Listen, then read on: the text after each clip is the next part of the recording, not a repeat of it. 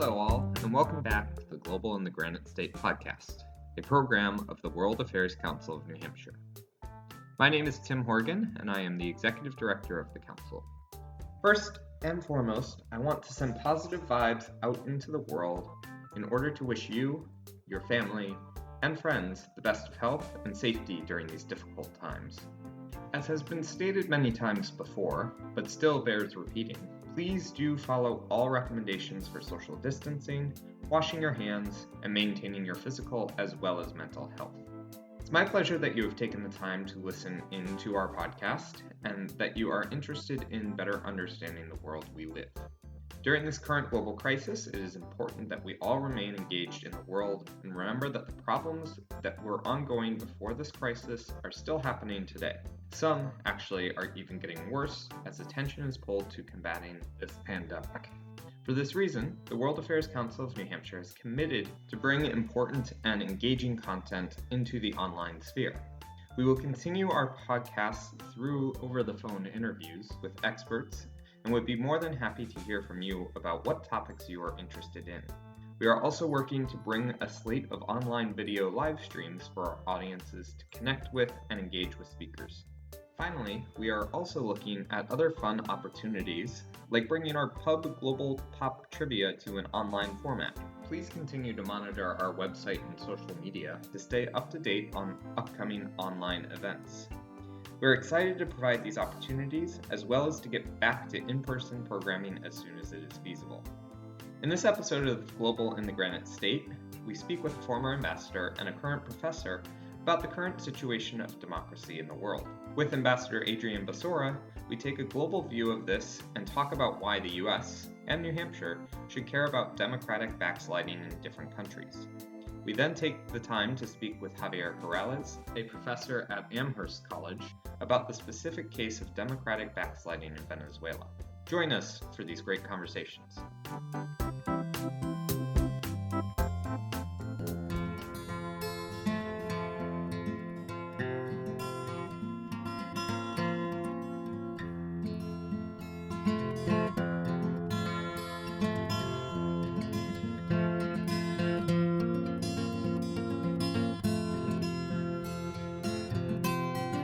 The debate about why democracy is important to us and why democracy is important in the world is not simply about ideals, noble ideals. It is also about our national security. That is Ambassador Adrian Basora, Senior Fellow and Co-Chair of the Eurasia Program at the Foreign Policy Research Institute in Philadelphia. He was ambassador to Czechoslovakia from 1992 until 1995, helping to oversee the successful break of the Czech Republic and Slovakia. He joined us via phone to discuss the importance of democracy and why people should be concerned about global trends and rising authoritarianism. Right. Well, why democracy matters to me, to our country, and to this state, of course, goes so deep that I wouldn't want to get into an extremely thorough narrative about it, but we are the first democracy in the world, unless you count Athenian democracy 23 or 2400 years into the past. And secondly, the defense of democracy has been a tremendously important part of our foreign policy, but also who we are as a nation, especially with Woodrow Wilson and the reasons we went into World War II and his attempt to create a League of Nations to help promote democratic governance around the world. More importantly, and more powerfully, and more recently, our entry into World War II to defend the little democracy that was left after Hitler's onslaughts on taking over most of continental Europe for an authoritarian government. So after that World War II intervention, it became very clear, once Stalin had showed us completely, it became very clear that our survival as a nation depended in part on holding back the progression of Stalin's imperialist kind of spreading of communism or promotion of communism and imposing of communism militarily in many places. And so we, for a 70-year period, shortly after World War II, this has been a dominant theme of our foreign policy, and for good reason.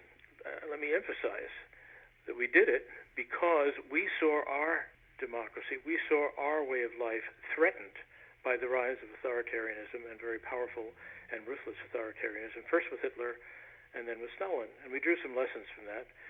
We waged the Cold War, I think, on balance, intelligently. We made some mistakes, but it turned out very, very well for us at least as of fall of the Iron Curtain, the breakup of the Soviet Union, position of the United States and of our values in the world, and of our economy and other areas of leadership, scientific, educational, etc., were greatly favored by the whole 70-year period, starting right after, or even beginning at Bretton Woods here in New Hampshire, with the creation of the IMF and the World Bank on the economic side, and the UN, as particularly when we were particularly strong in leading the UN in the right direction, etc. All these things started way back in the 1940s and served us very well. By the time the book called Does Democracy Matter, judging the role of U.S. foreign policy in promoting or supporting democracy around the world, by the time that was written, I wrote it because, or I pulled together and organized a conference and met many co-authors who wrote chapters for the book. By that time, it was clear that a lot of people in the political world and otherwise, but especially in our political parties, were beginning, in both parties, by the way, were beginning to wonder whether we had done the right thing, whether it was important, or there were already signs of a creeping, what I would call creeping isolationism. And of course, that is not the first time that's happened in the United States. It happened right after World War I, where Wilson was in the end not able to keep a majority in Congress or the American electorate in favor of his very, in my view, foresighted policy. So that is why we pulled together a conference. That's why we ultimately refined the conference presentations into chapters, and what we thought it was worth putting it into a book form. That book went to press before the November 2016 election. And the world has changed drastically since that election, but we can get into that if you wish later on. If you have been paying attention to global trends, which since you're listening to this podcast, I imagine you do, you will have noticed that there is a new wave of authoritarian governments popping up all over the world. This spring, the World Affairs Council of New Hampshire was focusing its programming on these trends, and many of our online programs in the coming months will focus on this. However, the question always is this something we need to worry about? We certainly do need to worry, and not just on account of China, but also on account of Russia, which is aggressively also promoting this kind of authoritarian populism that Putin is practicing. What I've seen over my 50 or 55-year career in international affairs is that democracy and reversals of democracy has indeed come in waves. We have seen over the past 10 or 15 years what Samuel Huntington called a reverse wave of democratization. After the enormous gains that followed the end of the Cold War, so many new democracies, and so much hope that liberalization would occur not only in the post-communist countries but well beyond them. That lasted for about 15 years, but in the last 10 or 15 years there's been a lot of regression. What happens there doesn't stay there. What happens here doesn't stay here.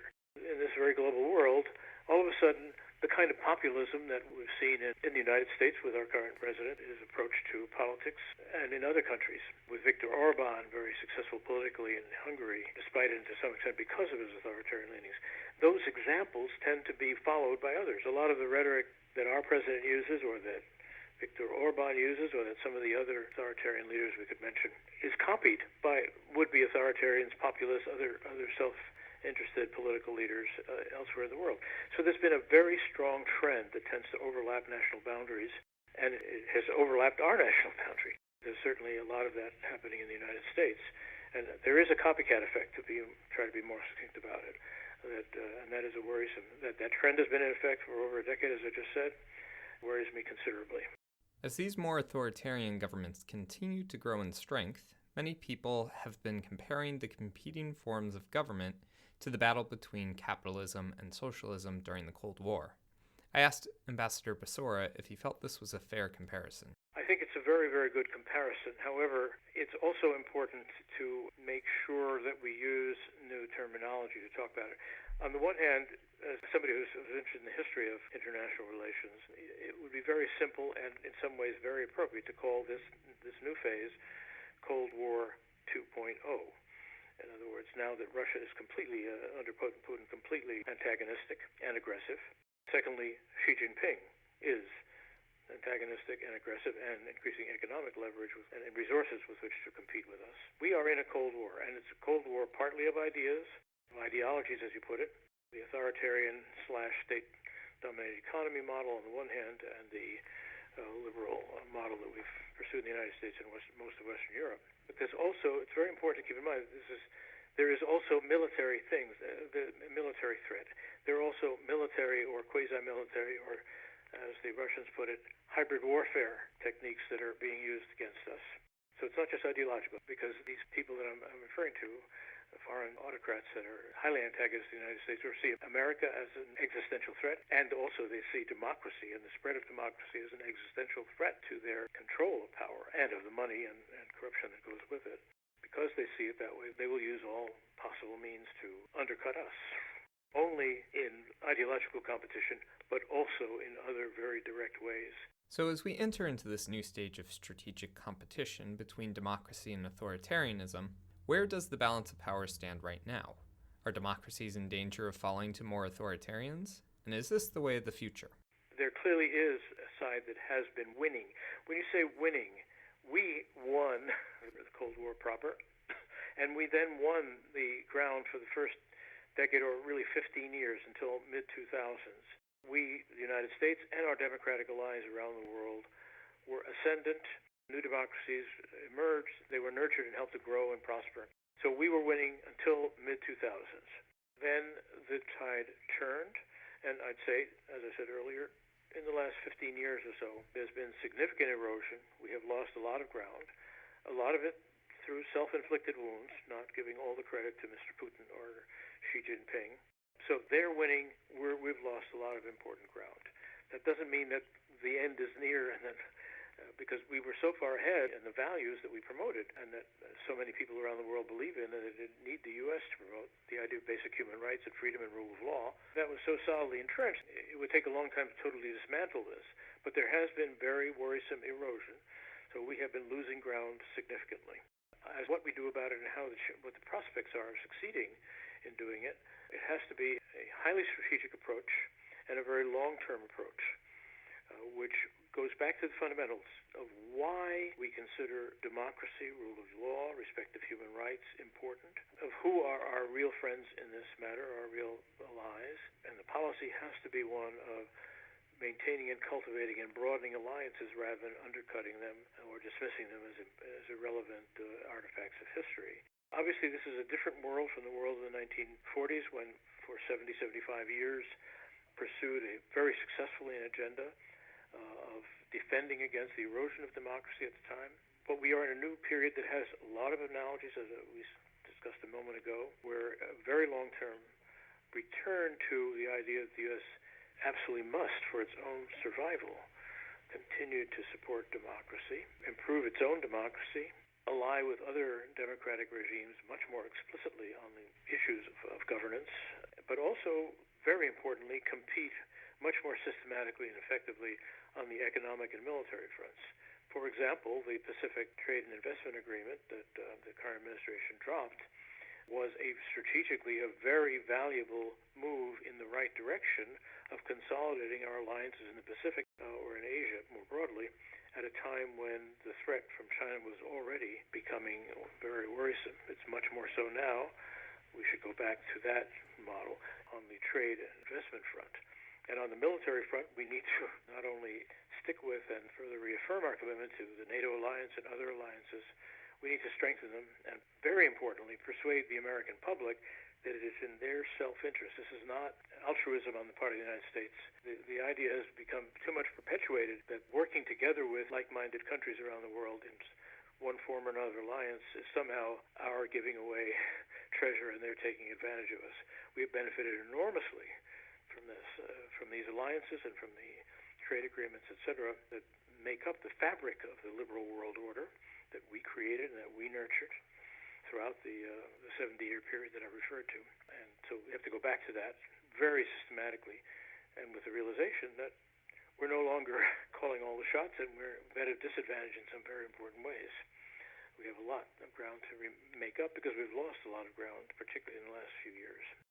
If the United States has lost ground to make up in terms of world leadership, is there a chance that China might fall trap to the many different ways that middle-income economies stagnate? Does their aging population cause concern?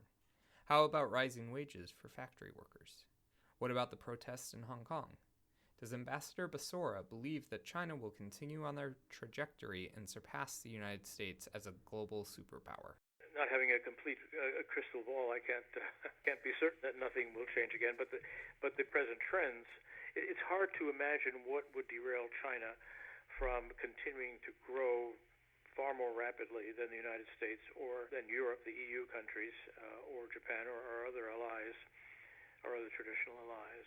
And of course, there could be a revolution, but the methods of control and the technology of control in China is so powerful that there is absolutely almost zero correlation, in my view, between the threat to the control of Xi Jinping or his eventual successors. No significant threat to their power. Let's say less than 1% probability, as I see it. If you compare that to the Soviet system, which fell of its own weight in part, they did not have a systematic means of central control and leadership succession, whereas until now, the Chinese Communist Party has been extremely effective about making sure that there can be no threat to its power. That succession, other communist leaders will follow the present leaders, as has been the case ever since Mao Zedong.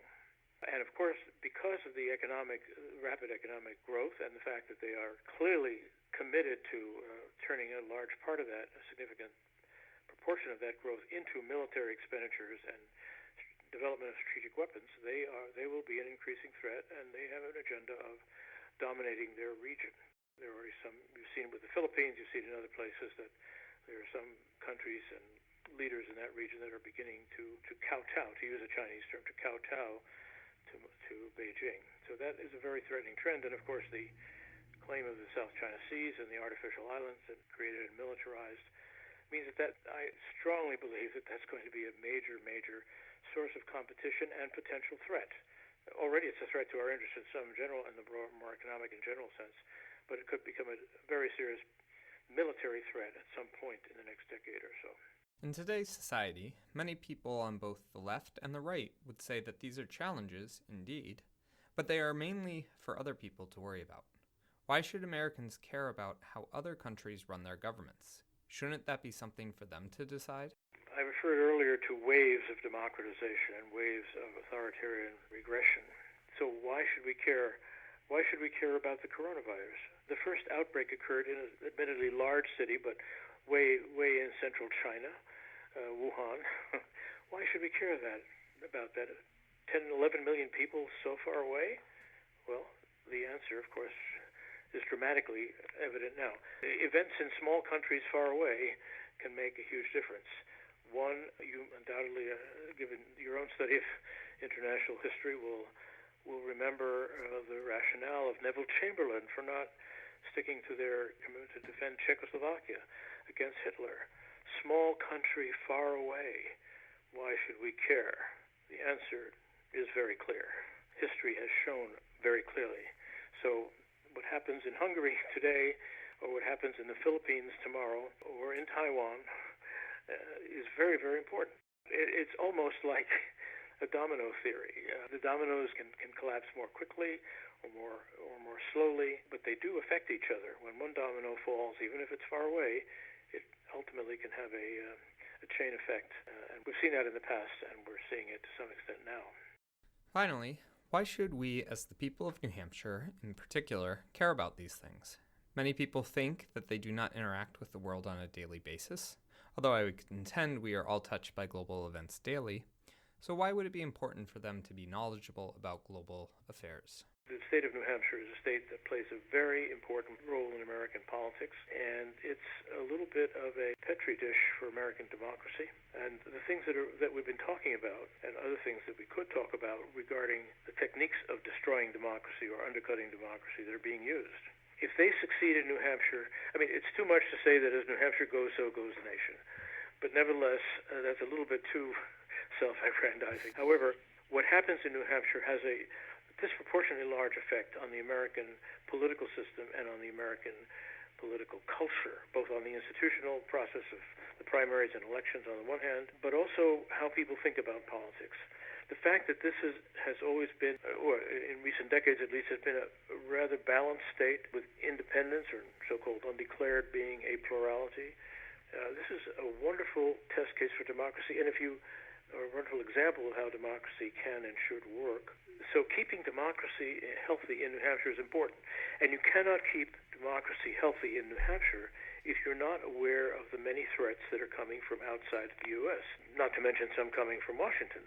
I should stress that I am an independent, and any remarks that I make about our current administration or past administrations are not motivated by a sense of partisan loyalty to one party or another, or disrespect for the other party and its historic traditions. But I do affirm that some of the things that are happening in Washington are dangerous for our democracy in the United States.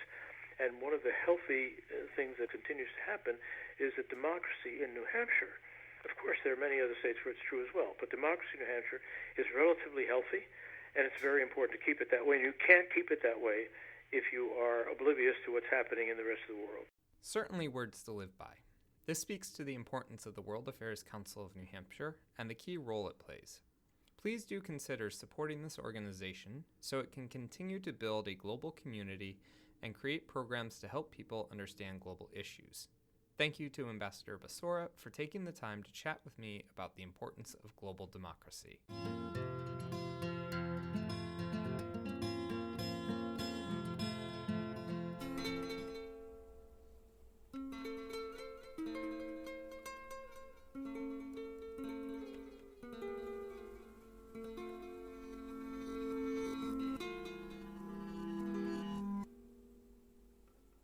It is said that no democracy has fallen farther or faster into autocracy than the current state of Venezuela.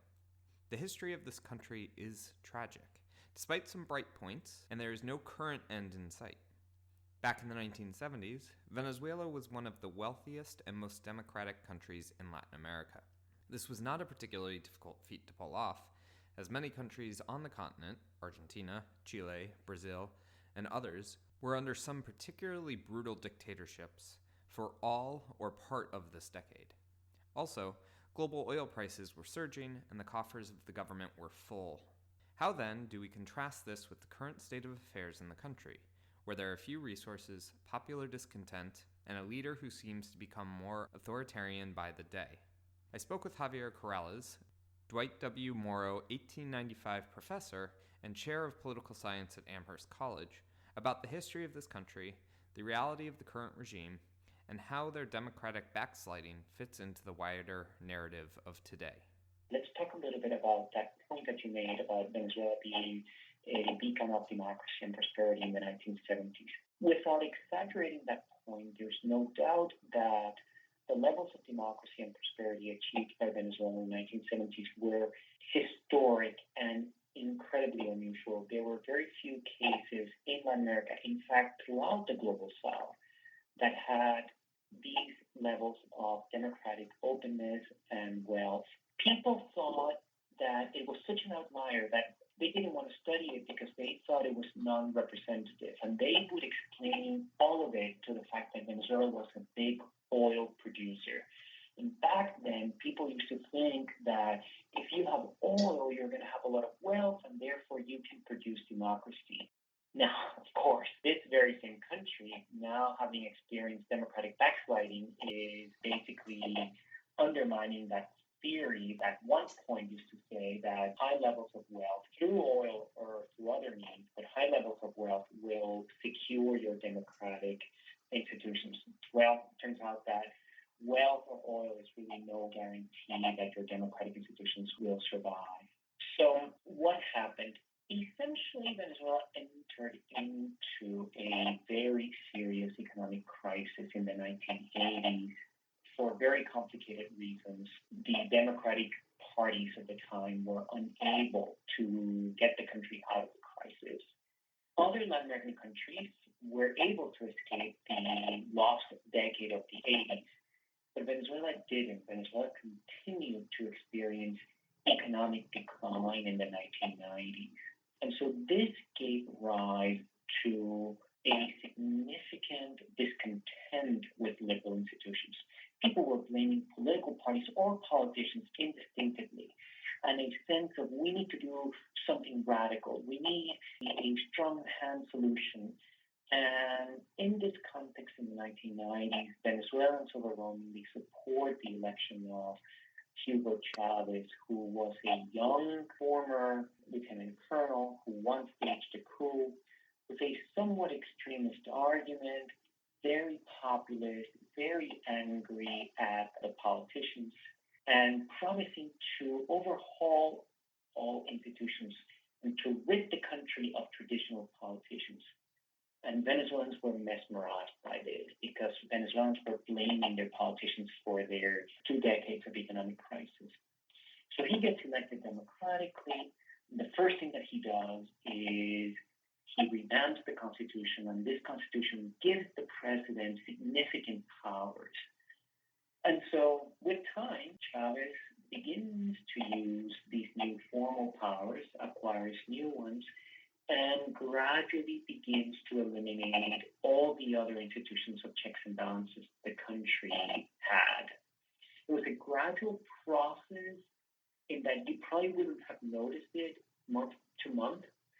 You only notice it kind of like getting old after 10 years. You look back and you're like, oh my God, I have changed a lot. And so that's kind of how it was. It wasn't very noticeable to many observers on a day-to-day. It's not like one day the country went from bright to dark.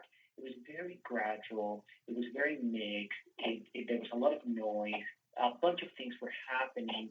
Some things appeared to be democratic. But after 10 years, the net result was that there were significant erosions in the institutions of checks and balances and in the degree of pluralism. 20 years after Hugo Chavez took control over the country, what do things look like today? So Venezuela has become, in a matter of 20 years, a country that is, by almost all accounts, severely authoritarian. Very few democratic spaces remain. There are some groups of civil society that still operate, a few media groups that still operate, a few parties that still operate, but for all intents and purposes, the regime has obtained full control of most institutions, and none of these institutions are run in a democratic, pluralistic fashion. It is shocking because although we know that there are many democracies that decline over time, they become less democratic over time, very few have gone down this low in terms of elimination of democratic institutions. So politically, it's very grim, and it is very hard for any actor to compete politically. Despite the resistance by many groups in society, the regime manages to hang on to power. That's kind of the story, much more complicated, but it has made many analysts think that the same thing could happen to other democracies. Democracies that are experiencing a crisis of this nature, where citizens blame all politicians for the troubles of the day, that there could be a support for a leader who promises to change the institutions and acquire more powers in order to be able to introduce new reforms. And so this is what worries many studies of democracy, how easy an electorate can be captivated by this approach to politics. Throughout our conversation, I could not help but notice the similarities between what is going on in Venezuela and other countries around the world.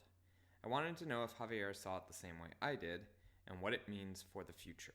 Let me say that there are examples happening both in the global south as well as in advanced wealthy democracies. This is happening in the heads of politicians who claim to be on the left and politicians who claim to be on the right and politicians who try to be above all of these labels. So, for example, in Europe at the moment, we're worried about Hungary, Poland, one could even include Turkey, and of course, Russia under Putin. We're very worried about India, for example, and we're worried about the Philippines. And in Latin America, we had comparable cases to Venezuela in the 2000s in Ecuador and in Bolivia. They are doing a little bit better now. But we're worried about Brazil and Mexico. None of these cases that I've mentioned, except perhaps Russia, have become authoritarian as Venezuela has under Maduro, but they are regressing in ways that make us think that their endpoint could also be similar to Venezuela's endpoint today. You may be wondering about how so many countries seem to be backsliding into authoritarianism, but none of them have seen successful coups to take power away from democratically elected governments. This certainly was the way that dictators took power in the 20th century. Have we entered a new era of democratically elected autocrats? What we're seeing in the current era of autocracy is that very few autocratic regimes now are autocratic in the way that autocracies were autocratic in the 20th century, when they were able to obtain totalitarian control. In other words, we still have the Koreas and the Saudi Arabias, which are very totalitarian, but for the most part, the latest crop of authoritarianism seems to suggest that they don't go all the way. They still leave some spaces open. The debate is whether that's the result of them not needing to go any farther, or is it because they just have a certain limit to their power? We don't know. But it is true that if we want to find examples of tougher authoritarian regimes, all we need to go is to the Cold War era, and we'll find plenty of totalitarian cases. Venezuela is not one of those. Very few autocracies today match those levels of control. Does this then require a new term and a new way of thinking about these forms of government? Exactly, and this is what's so worrisome. Many political scientists call this democratic backsliding, and it's really a new phenomenon. The evidence in the past was that democracies would end in the hands of groups that couldn't compete democratically. They didn't have the means to win elections, and so out of office and without the prospect of winning elections, they would conspire with military actors to overthrow democratic actors. But what we're seeing now is that political forces that can win elections, presidents who have some degree of popularity, they win elections and then they begin to undermine the democratic institutions. This is happening in many countries, not all democracies, of course, but enough of them for many political scientists to say that we're living in a new era of autocratization, a new wave that we call democratic backsliding, because they start out with significant degrees of democratic institutions and quality of life, and then they begin to regress. Without a doubt, this is a challenge that faces the entire world and seems to be a serious problem to try and resolve.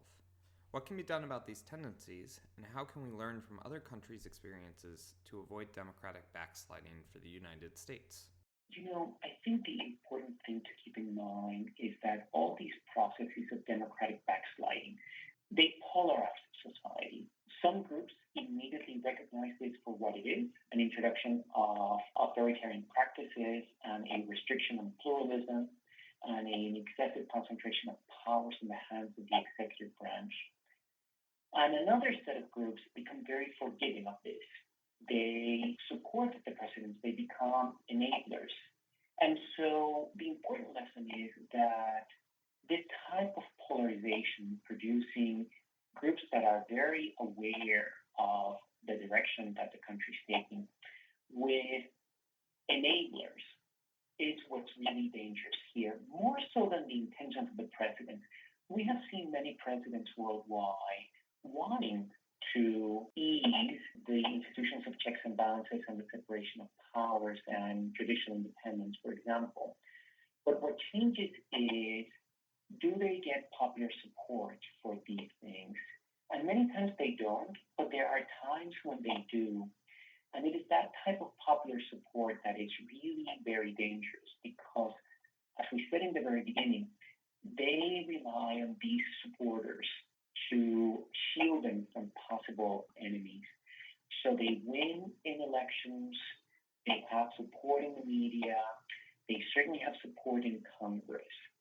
So the electorate that doesn't like this needs to really figure out an electoral strategy, which is probably the key lesson. The key lesson is to think elections, elections, elections, in order to weaken the electoral power of these enablers, so that the enablers know that there is a cost to supporting the president's successes.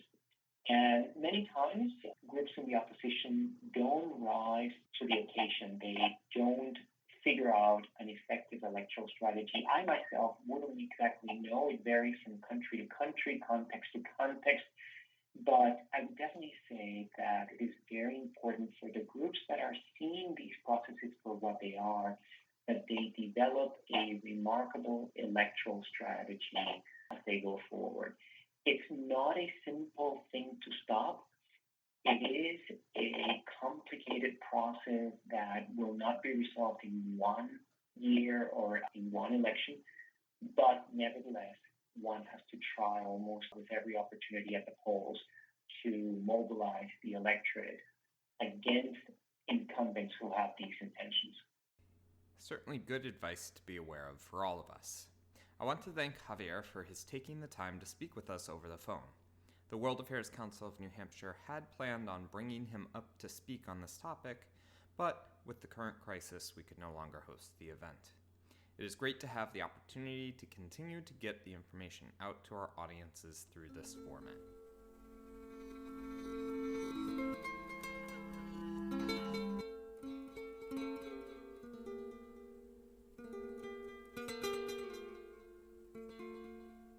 Thank you so much for taking the time to listen to the Global in the Granite State podcast. Please do take an opportunity to check out our website at www.wacnh.org, and we look forward to bringing you the next episode next month.